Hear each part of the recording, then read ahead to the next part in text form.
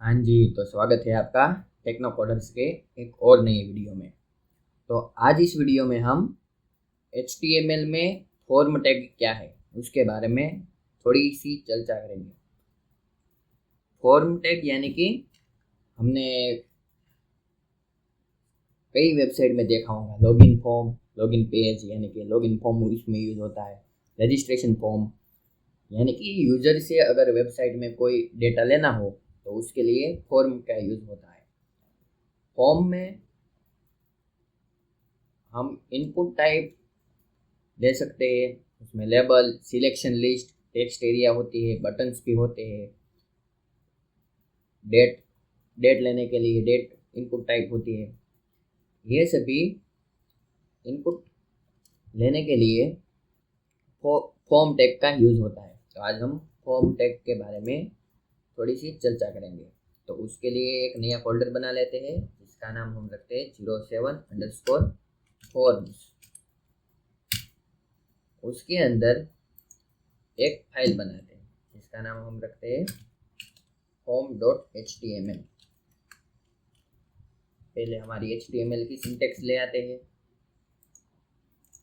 यहाँ पे हम फॉर्म टैग लिखते ही हमारे सजेशन में आता है एक्शन। एक्शन यानी कि अगर फॉर्म में सबमिट बटन क्लिक होए उसके बाद हमारा फॉर्म किस जगह पे भेजना है, इसलिए एक्शन का यूज होता है। फॉर्म किसी भी फॉर्म के एलिमेंट का यूज करने के लिए फॉर्म का यानी कि फॉर्म टैग का यूज होता है।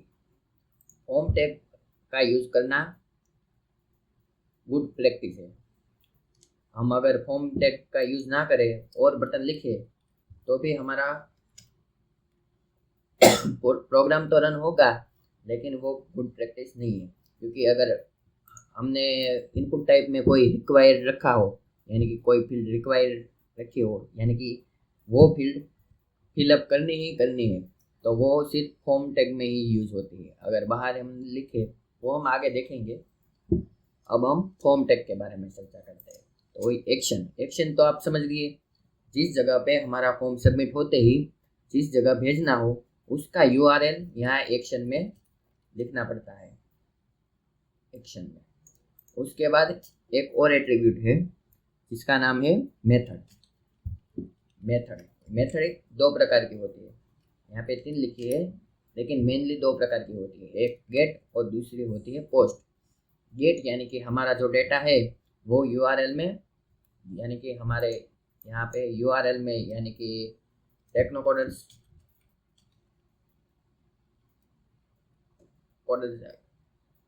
इस वेबसाइट में हमने अगर एक फॉर्म रखा हो तो उसके बाद यहाँ पे स्लैश करके user name and person equal to यहाँ पे कुछ इस तरह से वैल्यूज आती है। यहाँ पे गेट का यूज हुआ है इसलिए यानी कि वह फॉर्म गेट टेक्नोलॉजी का यूज करता है। ये बहुत सिक्योर नहीं है क्योंकि यूजर को दिखाई देता है। आफ्टर ऑल जो हमारा सर्च इंजन है गूगल का वो भी गेट प्रॉपर्टी का ही यूज करती है। अगर हमने सर्च किया टेक्नो कोडर्स और एंटर आपा तो यहाँ पे देखिए Q=टेक्नो प्लस कोडर्स ये सभी हमें दिखाई दे रहा है। यानी कि सर्च इंजन हमारा गूगल का है वो भी गेट प्रॉपर्टी का यूज करता है।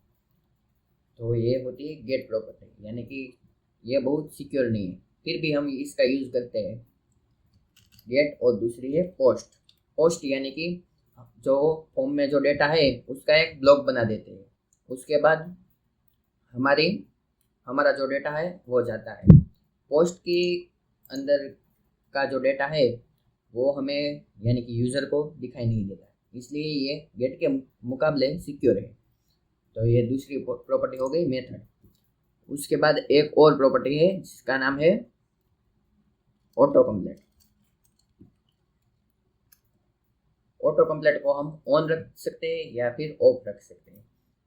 ऑटो कंप्लीट का यूज है अगर हम किसी भी वेबसाइट में जाए और वहाँ पे हमें इनपुट बॉक्स पे क्लिक करते ही नीचे सजेशन आ जाते हैं। जैसे कि यहाँ पे हमने क्लिक किया तो नीचे सजेशन आ गई कुछ। ये ऑटो कंप्लीट ऑन है, अगर ऑफ होता तो यही रहता जो है वही। तो ऑटो कंप्लीट को हम ऑन या ऑफ रख सकते हैं, ऑफ। उसके बाद और एक प्रॉपर्टी है जिसका नाम है enc type, ENC type. Enc type यानी कि हमारे जो डेटा है वो किस फॉर्म में आ सकता है, यानी कि 3 टाइप से आ सकता है। यानी एक टेक्स्ट फॉर्म में, सिंपल टेक्स्ट में, और दूसरा है multipart form data. Multipart form data में इमेजेस आ सकती है, PDF आ सकती है, टेक्स्ट भी आ सकती है। ये इस सभी के लिए इंक टाइप को मल्टीपार्ट करना पड़ता है। PHP वगैरह में जो बैकएंड की लैंग्वेज है उसमें अगर इमेज भेजनी हो तो enctype multipart form data ही करना पड़ता है। उसके बाद तीसरी टाइप है एप्लीकेशन। एप्लीकेशन में हम कोई एप्लीकेशन भी सेंड कर सकते हैं। ये दो बहुत इंपॉर्टेंट है, एक मल्टीपार्ट फॉर्म डेटा और text plain. By default text plain ही होता है, यानी कि टेक्स्ट ही हम भेज सकते हैं।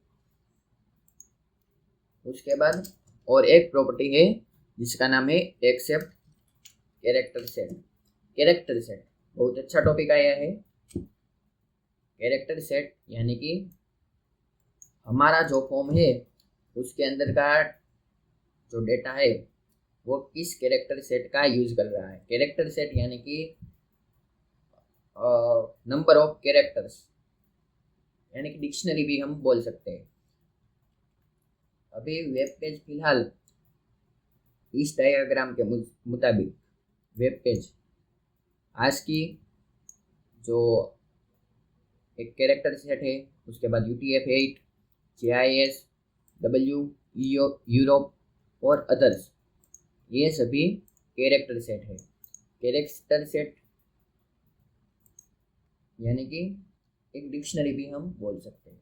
तो ये हो गया हमारा कैरेक्टर सेट। हमारा फॉर्म किस टाइप का कैरेक्टर सेट यूज करता है।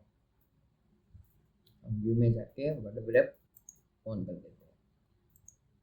कैरेक्टर सेट में आपको यहाँ पे सजेशन आएगा UTF-8। यहाँ पे भी देखिए मेटा टैग भी है एक कैरेक्टर सेट नाम का UTF-8, यानी कि हम इस वेब पेज में इमोजीज भी यूज कर सकते हैं। इमोजीज और टेक्स्ट तो हम यूज कर नहीं सकते हैं। अगर हमने यहाँ पे UTF-8 की जगह ASCII लिखा होता तो अगर हम यहाँ पे कोई इमोजी डालते तो वो एक्सेप्ट नहीं करता। इसके लिए ये हमें UTF-8 कैरेक्टर का ही यूज करना पड़ता है। फिलहाल जो सभी नई वेबसाइट बन रही है उसमें by default UTF-8 character set he inbuilt होता है। तो ये सारे एट्रीब्यूट फॉर्म टैग कहते हैं। अब फॉर्म टैग के अंदर भी कई एलिमेंट होते हैं, जिससे कि अगर यूजर से कोई इनपुट लेना हो तो एक इनपुट टैग होता है, इनपुट टाइप टेक्स्ट, जो हम शो करके देखते हैं, लाइव करते हैं वो लाइव।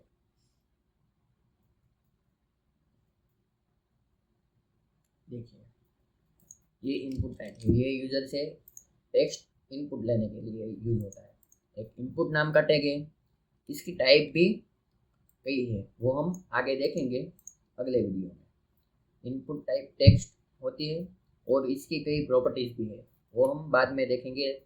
इस वीडियो में सिर्फ हम मेन टैग के बारे में, मेन एलिमेंट के बारे में ही देखेंगे। तो इनपुट के बाद और एक टैग का टैग है जिसका नाम है लेबल। लेबल फॉर, यहाँ पे इनपुट टाइप के बाद एक नेम देना पड़ता है। नेम हम देते हैं यूजर नेम।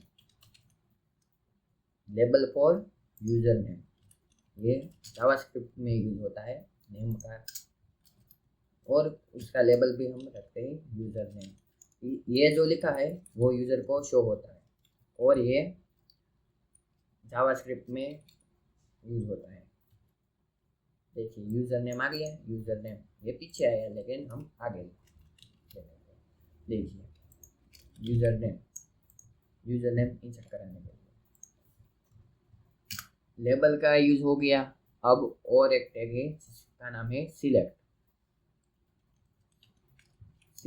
सिलेक्ट उसमें नेम डालना पड़ता है, जिसके यहाँ नाम हम रखते हैं सिटी। आईडी नहीं लिखते हम, क्योंकि अभी हमें बैकएंड में काम ही नहीं करना थोड़ा सा। सिलेक्ट और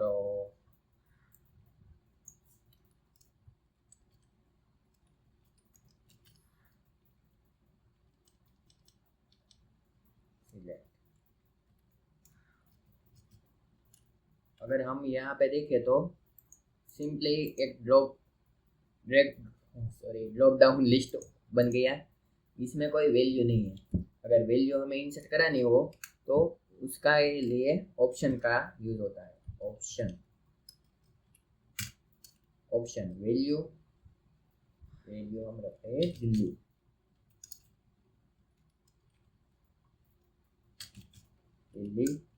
उसके बाद दूसरा टैग ले लेते हैं जिसका नाम मुंबई।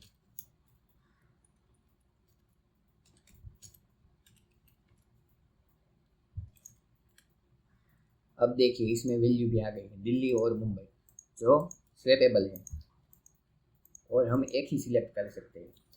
हमने कई वेबसाइट में देखा होगा, जैसे कि सिटी इंसर्ट करने के लिए मोस्ट ऑफ यही ड्रैग ड्रॉप लिस्ट का ही यूज होता है, सिलेक्शन लिस्ट का। तो ऑप्शन हम यहाँ पे बढ़ाते ही कई ऑप्शन हमारे लिस्ट में आ जाएंगे। तो ये सिंपली हो गया सिलेक्ट टैग। उसके बाद एक और टैग है जिसका नाम है टेक्स्ट एरिया।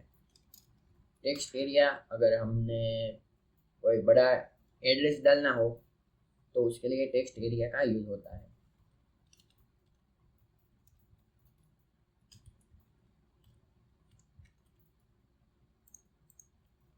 ऐसी फील्ड आपने कई वेबसाइट में देखी होंगी जो ऐसे बड़ी हो सकती है, छोटी भी हम मैन्युअली इसे छोटा बड़ा कर सकते हैं। इसकी भी CSS की प्रॉपर्टी है कि हम नॉट डॉकेबल कर सकते हैं। वो सभी भी हम देखेंगे, लेकिन सिंपली टेक्स्ट एरिया का यूज होता है। मल्टीपल लाइन अगर इंसर्ट करानी हो तो उसके लिए टेक्स्ट एरिया यूज होता है। तो टेक्स्ट एरिया के बाद एक, जैसे HTML में div नाम का कंटेनर होता है, वैसे ही इसमें फील्ड सेट नाम का कंटेनर होता है। ओ भाई साहब, हम तो बटन का यूज करना ही भूल गए इसमें, क्योंकि बटन तो फॉर्म का हार्ट और बैकबोन है। अगर बटन नहीं यूज किया तो फिर क्या किया। बटन हम HTML में दो तरह से ला सकते हैं। एक बटन टैग से, सिंपली इस तरह से, और बटन आ जाएगा। और अगर हम फॉर्म का यूज कर रहे हैं तो हमें इनपुट टाइप का यूज करके बटन लाना पड़ेगा। इनपुट टाइप में भी 3 बटन है, एक सिंपली बटन, दूसरा सबमिट बटन और एक reset button. Input colon submit, value submit, तो ये सबमिट बटन आ जाएगा। दूसरा टाइप है ये जो हमने पहले देखा था। और तीसरा बटन का टाइप होता है इनपुट कोलन रीसेट।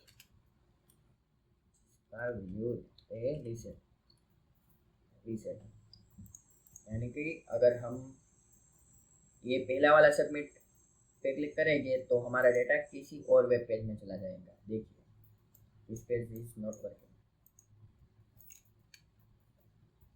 ये हमारा फॉर्म भेजने के लिए, यानी कि अगर फॉर्म सबमिट हो जाए उसके बाद सबमिट में चला जाएगा। उसके बाद दूसरा है जिसका नाम है सबमिट, जो सिंपली बटन है, वो भी सबमिट की तरह ही यूज कर रहा है क्योंकि हमने उसमें कोई एक्शन डाली ही नहीं। और तीसरा बटन है रीसेट, यानी कि इस फील्ड में जो वैल्यू है उसे रीसेट करने के लिए। फॉर्म में जो हमने वैल्यू डाली है उसे रीसेट करने के लिए रीसेट बटन का यूज होता है विदाउट रिफ्रेश किया। ठीक है, रीसेट हो गया। तो ये मेनली 3 टाइप के बटन का HTML में यूज होता है। तो अब हम फील्ड सेट की बात करते हैं। फील्ड सेट यानी कि हमने जैसे HTML में div होता है, वैसे ही फॉर्म में एक फील्ड सेट नाम का कंटेनर होता है, जिसे हम ग्रुप बॉक्स भी कह सकते हैं। फील्ड सेट सजेशन नहीं आ रहे, कोई बात नहीं, लिखी डालते हैं फील्ड सेट। और फील्ड सेट के अंदर एक और चाइल्ड एलिमेंट है जिसका नाम है लेजेंड। उसमें हम वैल्यू डाल सकते हैं जो हमें शो करानी है। फील्ड सेट नहीं आया,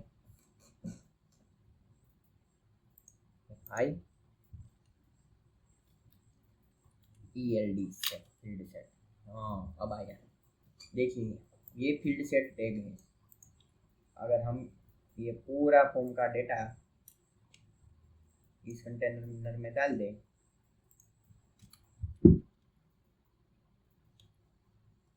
और यहाँ पे हम कई जगह पे ब्लैक लाइन लगा देते हैं BR,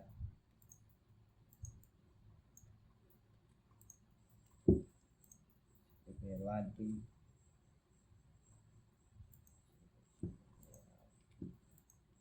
सबमिट बटन है।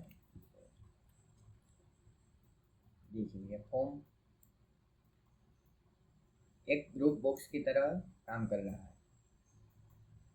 इसमें हम स्टाइलिंग भी कर सकते हैं। ये लेजेंड से आया है फॉर्म। अगर हम यहाँ पे फॉर्म की जगह कहा गया लेजेंड, ये रहा, फॉर्म 1 लिख दे तो ये फॉर्म 1 हो जाएगा। लॉगिन लिख दे तो लॉगिन हो जाएगा। तो ये सिंपली एक ग्रुप बॉक्स की तरह काम करता है, जो हम कई वेबसाइट में देखा होगा। VB में प्रोजेक्ट बनाते हैं और ASP में तो ये ग्रुप बॉक्स कहलाता है। ये एक कंटेनर है जो इनपुट टैग को उसमें कंटेन करता है, और सभी टैग को भी H1 टैग को भी कंटेन करता है, लेकिन सिंपली ये फॉर्म में यूज होता है। देखिए सभी टैग को कंटेन करता है, लेकिन ये जो बॉर्डर वाला पोर्शन और ये लॉगिन लाने के लिए लेजेंड का यूज होता है। अब आप समझ गए। तो इस वीडियो में यहाँ तक ही रखते हैं। अगले वीडियो में और फॉर्म के बारे में देखेंगे। तो जय हिंद।